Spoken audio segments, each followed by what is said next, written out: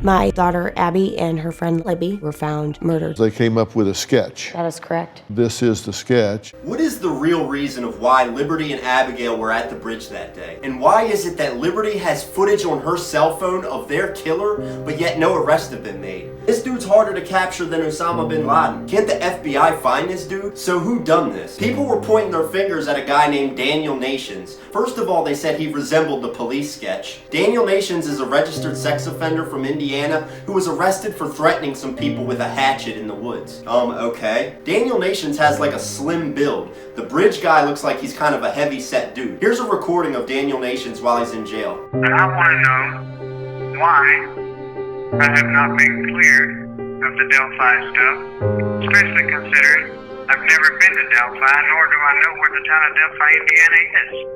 I want to know why I'm not being cleared yet. I can tell you that Daniel Nations didn't do this. Okay, then there's Thomas Bruce. I'm not going to spend too much time talking about this guy. I think the only connection that Thomas Bruce has with the Delphi murders is that he's killed people before. I think back in the 80s, he killed some cop in training or something like that. Then there's Charles Eltridge. Charles Eltridge is 46 years old. He was arrested after a sting operation. Charles Eltridge thought he was meeting up with a 13-year-old kid to engage in sexual activity, only to be greeted by police when he got there. After many interrogations with police, Eltridge admitted to many other rapes in the past. Then we have Jason Wilhelm. It is shocking how much of a resemblance this man has with the police sketch. They say that Jason Wilhelm is into fast cars and fancy shoes. He's actually a suspect in Indiana of many rapes. They say that Jason Wilhelm drugged many of his rape victims. Now my question is, will the Delphi, Indiana State Police release any autopsy information of Abby and Liberty? Did these two girls have drugs in their systems? Were they drugged? Because if they did have drugs in their system, then that would make Jason Wilhelm more likely to have done this. But yet the Delphi, Indiana State Police won't release information like that. Just like they won't release any information on how the girls actually died. I don't understand that. Like, they need to release more information to the public. Now, I will admit that Jason Wilhelm does resemble the bridge guy. They do look shockingly similar, but I can tell you right now that this bridge guy is not into fancy shoes and fast cars. They said that Jason Wilhelm is into fancy shoes and fast cars. This bridge guy looks like the type of dude that goes hunting in the woods wearing off-brand Timberland boots and says, "Get her done. Get her done." Like I said in part 2 of this series, he looks like he could even be a truck driver. Someone that drinks Coors Light all day of his life. So if you want my opinion, I don't think that any 4 of these persons of interest actually killed Abigail and Liberty. So who committed these murders? In the beginning, they were interrogating Liberty's older sister, Kelsey, just because she was the last person with Liberty and Abigail. In the beginning, I trusted the police a lot. There were times I got really angry because I felt like they were interrogating me more than anyone else. And at that point they probably were. I was the last person to see the girls, and I understand that now. But at the time, that was the worst part of everything. It was so defeating knowing that they wanted to talk to me again, knowing that I needed to give my DNA to them a 3rd time, knowing that they were still questioning whether I knew what happened. I mean, did the Delphi, Indiana State Police really think that the older sister had something to do with it? I worry about him getting somebody else's child and destroying another family. Please don't let that happen.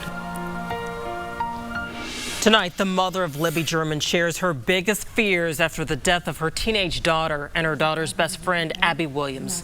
RTV6's Rafael Sanchez traveled to Kentucky to talk to Libby's mom in her first sit-down interview.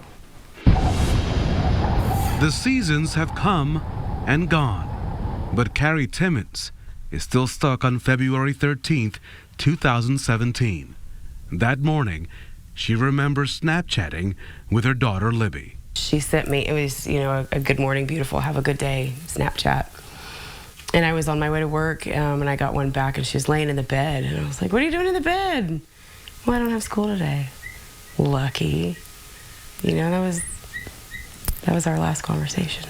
Carrie, at a loss for what to do in the early days, bought a bulb. I never imagined it would go viral like it did. An orange one, which is now her porch light, leading others by the thousands to do the same. I feel like Libby sees it and it makes me happy. The bulbs will remain lit until an arrest is made. I worry about this happening to somebody else. I worry about him getting somebody else's child and destroying another family. Please don't let that happen. On occasion, she finds herself calling Libby's cell phone, no longer in service. When it was, Libby's voicemail message was comforting.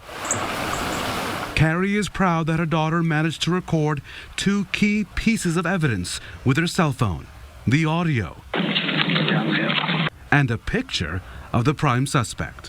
What a presence of mind for your daughter in particular on that day to take that picture. She's pretty smart.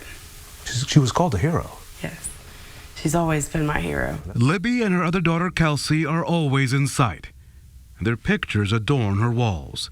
Carrie also spent 20 hours to get this artwork on her left arm.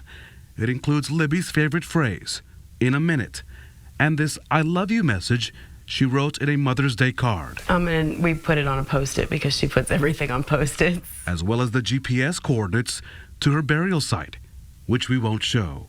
That's a special place, which can get loud when Carrie pumps up the volume to the Guns N' Roses song "Sweet Child O' Mine" at the cemetery. My doors, I open my doors, I turn it up really loud. I do. So you're that person. I am. You're that person. I am that person. She could turn anybody's frown upside down. Anytime, anyway. She was always joking. She could make anybody's bad day better within minutes. So the world got shortchanged. I did. I know our family did. The girls' sisters did. Cousins, aunts, uncles, everybody did. Tonight, a mother's love, and Carrie is not done keeping her daughter's legacy front and center, Erica. She's now starting a foundation called Liberty's Legacy. Very special. What's the focus of that foundation? The focus of the foundation will be on parents, on children, to advocate for families who are dealing with missing or murdered children. Well guys, that was the end of the Delphi Murders Unsolved Murder Mystery Part 3. What'd you guys think of it? If you guys have any information about who this bridge guy is, if you've seen him, if you know him, if you have any information whatsoever about who this guy is, please call this tip line and don't hesitate to leave an anonymous tip. There's a $240,000 reward for anybody who brings this asshole to justice. You guys be safe. This is Justin Ray, the YouTuber you guys love to hate. It's coming up on 3 years now since Liberty and Abigail were first murdered and they still haven't caught the guy. I would really like to see this guy brought to justice. You guys be safe. Have a good day. I'll catch you guys later. Peace.